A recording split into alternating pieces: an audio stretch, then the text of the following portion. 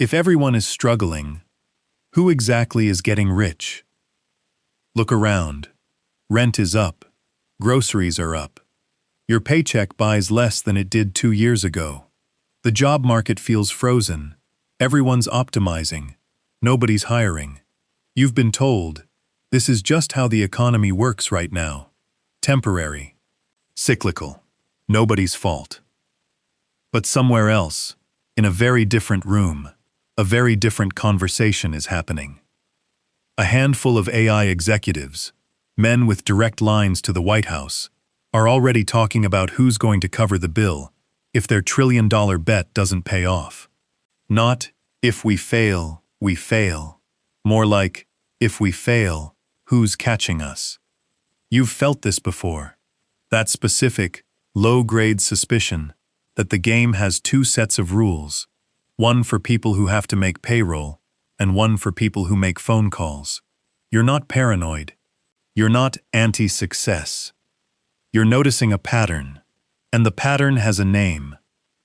Ayn Rand called it the aristocracy of pull, not wealth built by making something people want, wealth secured by knowing the right person, in the right office, at the right time, before the crisis even arrives. By the end of this video, you'll have Rand's actual framework for telling these 2 kinds of wealth apart, production versus pull, and you'll be able to spot the next rescue narrative forming in real time, months before it's ever officially announced. Because this exact pattern has already played out with the banks in 2008, with Silicon Valley Bank in 2023, with crypto in 2024, and right now, in 2026, it's forming again. This time around, artificial intelligence. One quick note before we go further. What you're about to hear about the AI industry's political maneuvering is not socialism. Socialism means the state owns the means of production. This is something else, something Rand and the economist Bastiat both mapped out in detail. It's called crony capitalism, private profit, socialized risk. Keep that distinction in your pocket. You'll need it. Let's get into it. There's a scene in Atlas Shrugged that explains almost everything happening in the American economy right now, 70 years before it happened.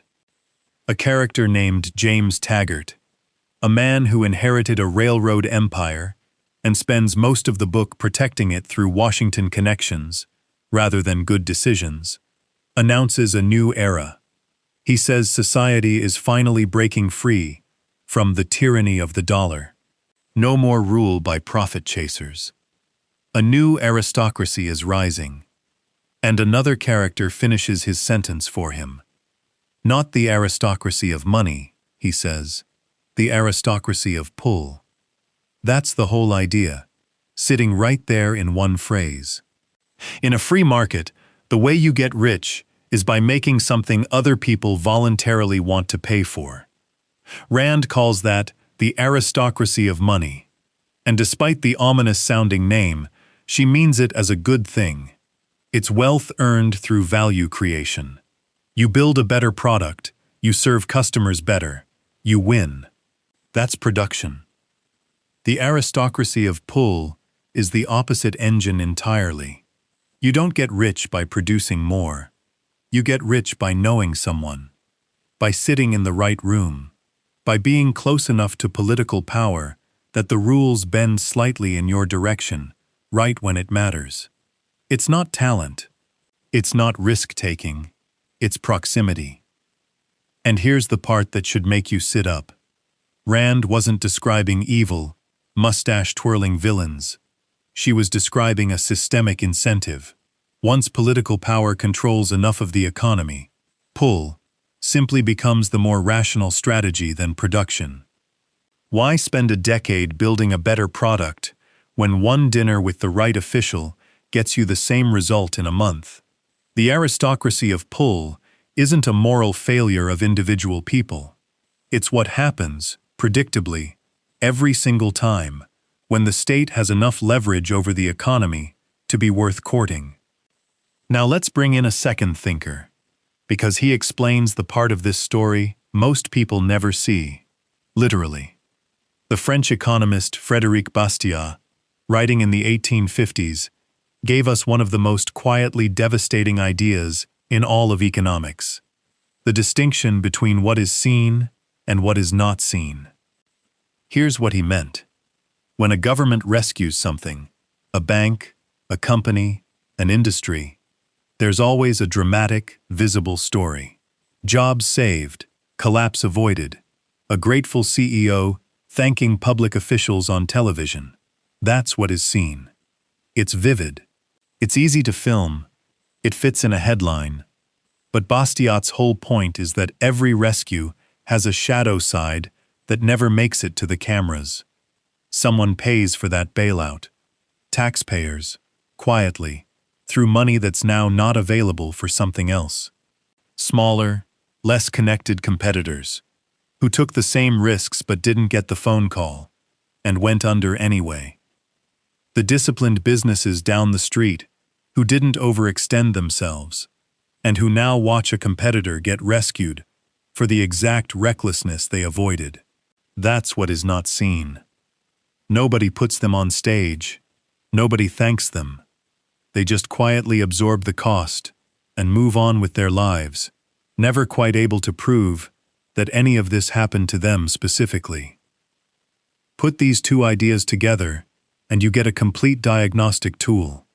Rand tells you how the money moves, not toward the best product, but toward the best political access.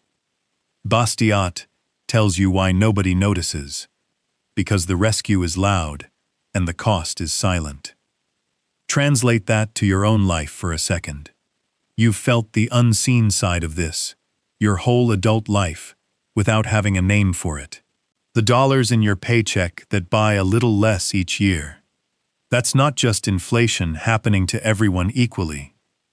Some of that is the quiet cost of decades of rescues for the connected, paid by everyone who wasn't in the room. And this is exactly why the framework matters more than the outrage. Getting angry at the rich as a category doesn't get you anywhere. Plenty of people get rich through pure production, building things you're glad exist.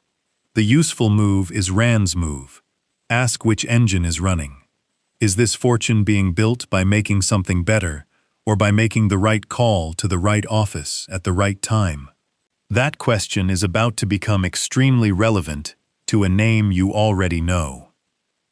So let's be precise about what has and hasn't happened yet, because this is the part where a lot of commentary gets sloppy, and sloppy commentary is exactly what lets people dismiss you as alarmist.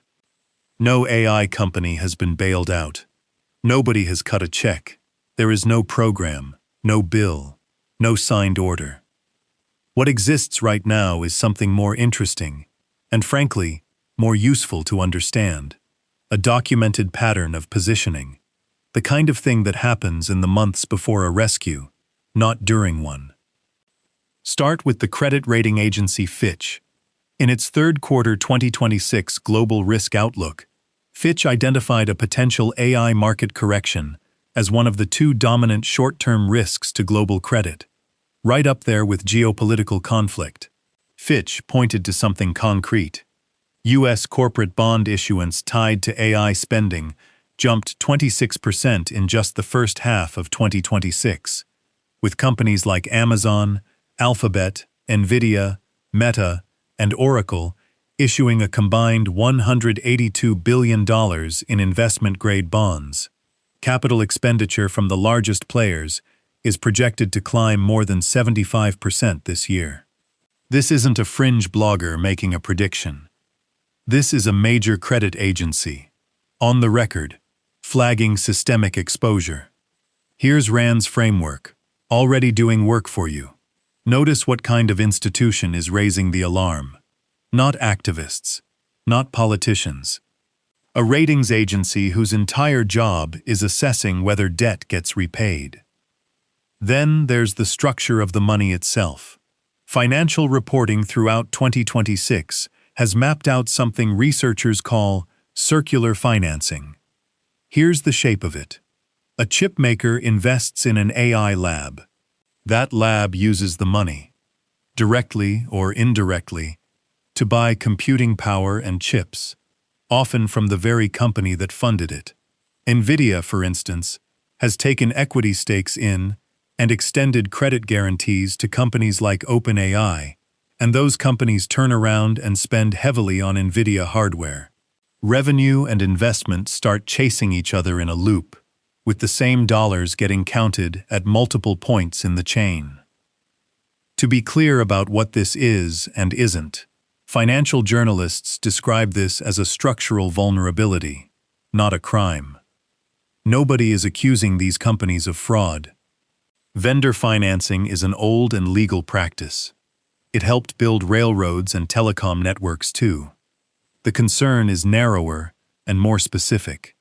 If real end-user demand for AI products doesn't materialize fast enough to justify the spending, the losses don't stay contained to one company. They cascade through every firm sitting in the loop. Now here's where it gets personal. Where the aristocracy of pull stops being a 1957 novel and starts being a 2025 transcript.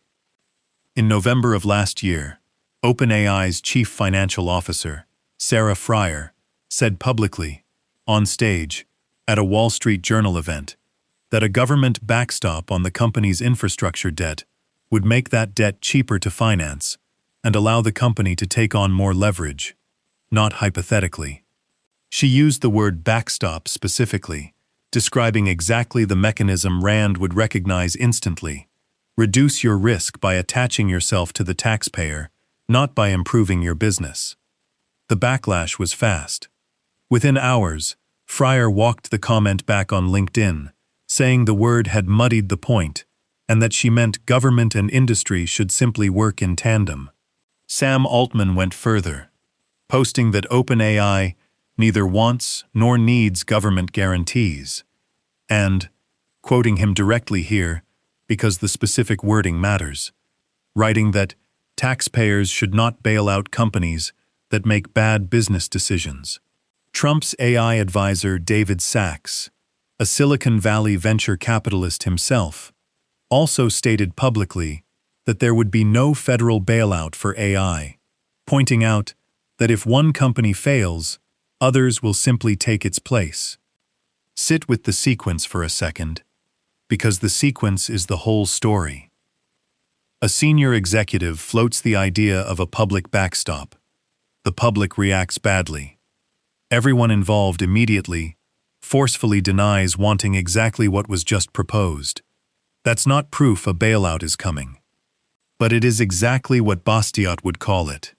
A preview of what is seen, being carefully managed, in real time, before the crisis has even arrived. Because the people closest to power already understand how the story needs to look. Rand's aristocracy of pull isn't a conspiracy with a signed memo. It's proximity. It's the fact that when the biggest AI companies in the world start worrying out loud about a correction, the first idea reached for, by an actual CFO, on an actual stage, was a government guarantee. Not a plan to cut costs, not a plan to raise more private capital, and accept the downside, a backstop. Whether or not that backstop ever gets built, the instinct to reach for it first tells you everything about which engine these companies believe actually protects them. Political proximity, not market discipline. Here's the uncomfortable truth about the AI bailout story. It's not really a story about AI. It's the same story, wearing a different costume, for the fourth time this century. Start with 2008. When the housing bubble collapsed, Congress authorized $700 billion for what became known as TARP, the Troubled Asset Relief Program. In the end, roughly $443 billion was actually dispersed to banks, insurance giant AIG, and automakers. Contrary to the popular myth that taxpayers lost the whole $700 billion, most of that money did eventually come back. But according to a government watchdog audit, The net cost still landed around $31 billion. Here's Bastiat's unseen side of it, though. That $31 billion wasn't the whole cost. The unseen cost was every disciplined bank that didn't gamble as recklessly and watched its reckless competitors get rescued anyway. While the moral lesson, "Don't take insane risks," quietly got rewritten to "Don't take insane risks unless you're big enough to be rescued." Fast forward to March 2023. Silicon Valley Bank, the bank of choice for the venture capital and startup world, collapsed almost overnight. Normally, the FDIC only guarantees deposits up to $250,000. This time, regulators invoked something called the systemic risk exception and made every single depositor whole, insured or not. An estimated $16.7 billion in deposits above the insurance limit that would otherwise have simply been lost. The FDIC has stated this was funded through a special assessment on banks, not directly from taxpayers. But watch what Rand's framework catches here. That a surface reading misses. The depositors made whole were disproportionately venture capital funds and well-connected tech founders, exactly the kind of people with a phone number for the Treasury Secretary. A small community bank with the same problem and none of the connections does not get a new legal exception invented for it overnight. Then 2024. No single dramatic collapse this time. Something quieter, and in some ways more revealing. The crypto industry, having watched the SVB episode and years of hostile regulation, decided the smartest investment it could make wasn't in better products. It was in Washington itself. A network of crypto-funded political groups, most notably one called Fairshake, spent more than $134 million during the 2024 election cycle, becoming one of the largest corporate political forces in the country, specifically to elect lawmakers sympathetic to lighter crypto regulation. This is the aristocracy of pull, with the mask fully off, not a rescue after a crisis, but a direct, upfront purchase of future favorable treatment. Rand would recognize this instantly. It's not illegal. It's not even hidden. It's just pull, bought in bulk, in advance. 3 different crises. 3 completely different sectors. Banking, regional finance, digital currency. 3 different presidential administrations, both parties represented across the pattern, and one identical shape underneath all of it. When the connected get into trouble, or want to avoid getting into trouble, the first move is never compete harder. It's get closer to the people who write the rules. That's not a left versus right story. That's not a Democrat versus Republican story. Notice that these 3 episodes span administrations of both parties, and both parties' voters expressed outrage each time. Because the aristocracy of pull isn't a partisan phenomenon. It's a structural one. It shows up wherever the state has enough power over an industry to make proximity more valuable than performance. Which is exactly why the AI industry's current positioning shouldn't surprise you at all. It's not a new villain. It's the same engine, running on new fuel. So here's what you actually walk away with today, and it's more useful than just being angry. You now have Rand's diagnostic question, and you can run it on anything. Is this fortune being built by production or by pull? Is this company winning by making something better or by getting closer to the people who write the rules? And you have Bastiat's follow-up question, which is just as important. What am I not being shown right now? Every time a rescue gets framed as heroic and inevitable, ask who's quietly paying for it, off camera, with no press conference of their own.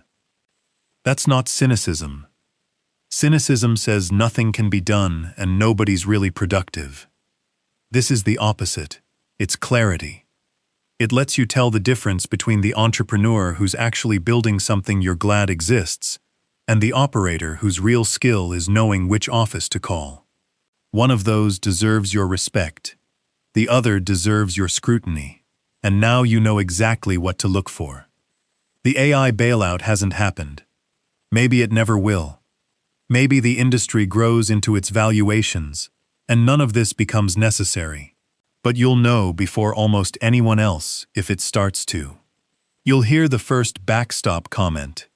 You'll notice the walkback happen too fast to be casual.